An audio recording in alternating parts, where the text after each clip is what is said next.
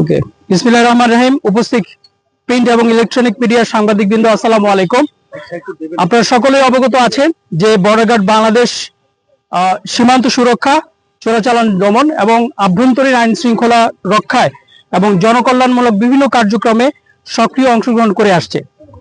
এর ধারাবাহিকতায় আসন্ন ত্রয়োদশ জাতীয় সংসদ নির্বাচন উপলক্ষে যশোর ব্যাটালিয়ন তার দায়িত্বপূর্ণ এলাকায় বিশেষ করে 3টি জেলা যশোর, নড়াইল এবং গোপালগঞ্জ জেলায় 16টি উপজেলায় 11টি সংসদীয় আসনে 29 প্লাটুন বিজিবি মোতায়েনের মাধ্যমে নির্বাচন প্রক্রিয়া সুষ্ঠু এবং সম্পন্ন করার জন্য কার্যক্রম চলমান রেখেছে। নির্বাচনী এই উপলক্ষে নির্বাচনী এলাকায় 11টি ক্যাম্প স্থাপন করা হবে এবং 29 প্লাটুন বিজিবি মোতায়েন করা হবে যশোর এলাকার মধ্যে। এর মধ্যে সীমান্ত এলাকার 2টি উপজেলায় বিজিবি এককভাবে কাজ করবে, যেটা শার্শা এবং চৌগাছা। এটা ছাড়াও অন্যান্য উপজেলাগুলোতে কাজ করে থাকবে। উল্লেখ্য যে 11 ডিসেম্বর 2025 তারিখে তাফসিল ঘোষণার পর যশোর ব্যাটালিয়ন কর্তৃক দায়িত্বপূর্ণ নির্বাচনী এলাকায় অস্থায়ী বেস ক্যাম্প স্থাপনের জন্য রেকি কার্যক্রম সম্পন্ন হয়েছে এবং দায়িত্বপূর্ণ এলাকায় দায়িত্বপূর্ণ যে সকল জায়গায় বেস ক্যাম্প স্থাপন হবে সেই সকল বেস ক্যাম্পগুলোতে আমরা নিয়মিত টহল কার্যক্রম পরিচালনা করে আসছি। মোতায়েনের পর থেকে 3টি জেলায় গুরুত্বপূর্ণ 70টি স্থানে আমরা অস্থায়ী চেকপোস্ট এবং তল্লাশি কার্যক্রম পরিচালনা করছি এবং ভোট কেন্দ্র নিরাপত্তা টহলের মাধ্যমে ভোট কেন্দ্রে রেকি কার্যক্রম সম্পন্ন করেছি। এছাড়াও নির্বাচনী দায়িত্বপূর্ণ এলাকায় সকল আইন শৃঙ্খলা বাহিনীর সাথে সমন্বয়ের মাধ্যমে দুষ্কৃতিকারীরা যাতে দেশের শান্তিপূর্ণ পরিবেশকে অস্থিতিশীল করতে না পারে সে লক্ষ্যে বিজিবি সর্বদা কাজ করে যাচ্ছে এবং সীমান্ত এলাকায় অবৈধ অস্ত্র উদ্ধার এবং নিয়মিত জনসচেতনমূলক কর্মকাণ্ডের মাধ্যমে স্থানীয় জনগণকে নির্বাচনে ভোট দেওয়ার অংশগ্রহণের জন্য উদ্বুদ্ধকরণ এবং জনসচেতনতা বৃদ্ধির কার্যক্রম পরিচালনা করছে। এখানে উল্লেখ্য যে যশোর রিজিয়নে টোটাল 6টি ব্যাটালিয়ন রয়েছে,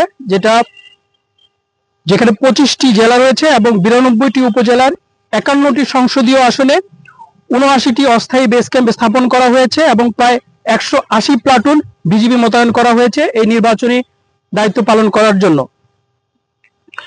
এবং এই দায়িত্ব পালনে বিজিবি এই 15টি জেলায় রেকি কার্যক্রম সম্পন্ন করেছে এবং জনগণকে সাথে নিয়ে এবং স্থানীয় জনগণ এবং স্থানীয় প্রশাসনকে সাথে নিয়ে নির্বাচন কার্যক্রম সুষ্ঠু এবং সম্পন্ন করার জন্য রেকি, তল্লাশি কার্যক্রম এবং জনসচেতনমূলক কর্মকাণ্ড অব্যাহত রেখেছে। আমরা আশা করি নির্বাচনকালীন সময় এবং নির্বাচন পরবর্তী সময়ে শান্তি শৃঙ্খলা রক্ষায় অন্যান্য বাহিনীর সাথে বিজিবি একসাথে কাজ করবে এবং নির্বাচন সুষ্ঠু এবং সম্পূর্ণভাবে করার জন্য নিরলসভাবে পরবর্তী কার্যক্রমগুলো সম্পন্ন করবে। নির্বাচনের পাশাপাশি এবারে আমি যশোর ব্যাটালিয়নের আমরা চোরাচালান আইন শৃঙ্খলা রক্ষাকারী বাহিনী হিসেবেও ছাড়াও যশোরের চোরাচালান বিরোধী অভিযানে আমাদের যে সকল কর্মকাণ্ড আমরা করেছিলাম সে ব্যাপারে আমি এখন আপনাদেরকে অবগত করব। যশোর ব্যাটালিয়নে আমরা গত 1 বছরে যদি আমরা সমীক্ষা আমরা দেখি সেখানে আমরা প্রায় 105 জন আসামি আটক করতে সক্ষম হয়েছি এবং 82,45,64,000 টাকার চোরাচালান মালামাল আটক করতে সক্ষম হয়েছি। এর মধ্যে স্বর্ণ আছে 23 কেজি, রূপা আছে 70 কেজি, পিস্তল 2টি, গুলি 100 round, US dollar 40,000, Saudi Real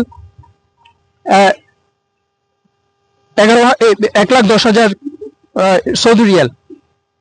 এছাড়াও মাদকের বিরুদ্ধে আমরা 0 টলারেন্স নিয়েছি যশোর ব্যাটালিয়ন, যেটার প্রেক্ষিতে আমরা গত বছর 2,674 বোতল মদ, হেরোইন, ইয়াবা 4,000, ফেন্সিডিল 1,260, গাঁজা 360 কেজি প্রায়, বিভিন্ন প্রকার মেডিসিন এবং বিভিন্ন প্রকার ভারতীয় পণ্য আমরা আটক করতে সক্ষম হয়েছি। আপনারা জানেন যে যশোর রিজিয়ন বাংলাদেশের সীমান্ত এলাকার মধ্যে একটি বিস্তীর্ণ এলাকা, যা কুষ্টিয়া থেকে সুন্দরবন পর্যন্ত 600 কিলোমিটার পর্যন্ত বিস্তৃত। এই বিস্তীর্ণ এলাকায় সীমান্তে যশোর রিজিয়নের কুষ্টিয়া এবং খুলনা সেক্টরের অধীনস্থ 7টি ব্যাটালিয়ন চোরাচালান প্রতিরোধে নিরলসভাবে কাজ করে যাচ্ছে, যাদের নিরলস প্রচেষ্টায় গত 2025 সালে সর্বমোট 377,76,75,620 টাকার অধিক মূল্যমানের চোরাচালান মালামাল আটক করতে সক্ষম হয়েছে। এর মধ্যে স্বর্ণ রয়েছে 58 কেজি, রৌপ্য রয়েছে 124 কেজি, অস্ত্র 27টি অস্ত্র উদ্ধার করেছে এবং এছাড়াও বিভিন্ন অভিযান পরিচালনা করে 28,000 মাদক, বিভিন্ন ধরনের মাদক, হেরোইন, ইয়াবা 26,000, ফেন্সিডিল 50,000 প্রায়, গাঁজা 1,677 কেজি এবং বিভিন্ন প্রকার ঔষধ, অননুমোদিত ঔষধ, মেডিসিন 2,68,000 আটক করতে সক্ষম হয়েছে। আমরা দৃঢ়ভাবে বিশ্বাস করি বিজিবির পক্ষে এই সকল চ্যালেঞ্জ সমূহ মোকাবেলা করা কষ্টকর যদি না স্থানীয় প্রশাসন এবং আপনাদের সহযোগিতা না থাকে। এজন্য আমাদের প্রয়োজন স্থানীয় প্রশাসন, আইন শৃঙ্খলা রক্ষাকারী বাহিনী, সাংবাদিকবৃন্দ, পরিবেশ কর্মী এবং জনসাধারণের সক্রিয় অংশগ্রহণ। উপস্থিত সাংবাদিকবৃন্দ, আপনাদের সহযোগিতা সীমান্ত সুরক্ষা কার্যক্রমে আমাদের অনুপ্রেরণা যোগায়। সীমান্ত সুরক্ষায় সুরক্ষিত থাকলে দেশ সুরক্ষিত থাকবে, তাই আমাদের সকলকে একসাথে কাজ করতে পারবো বলে আমি আশা প্রকাশ করছি। পরিশেষে আমরা জানাতে চাই, বর্ডার গার্ড বাংলাদেশের প্রতিটি সদস্য সর্বদা দেশের সার্বভৌমত্ব রক্ষা এবং সীমান্তে শৃঙ্খলা প্রতিষ্ঠার জন্য নিবেদিত। আমরা আমাদের দায়িত্ব পালনে অবিচল থাকবো ইনশাল্লাহ। সবাইকে ধন্যবাদ।